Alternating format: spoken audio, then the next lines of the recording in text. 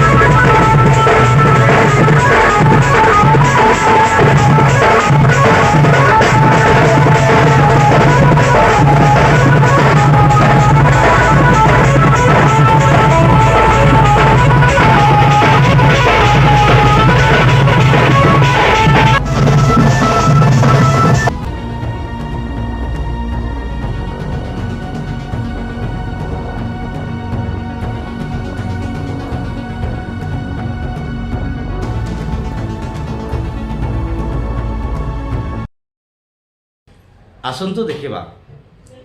कंटाबाजी अंचल चोटनका गाँव रेलवे कार्यरत कर्मचारी अवसर प्राप्त दिन किभली भाव में से मैंने स्वागत जनाउछन्ति किपरि स्वागत जनाइछन्ति आपण देखंतु निजर बंधुबांधव बंधु सांगरे मिसी स्वागत करछंती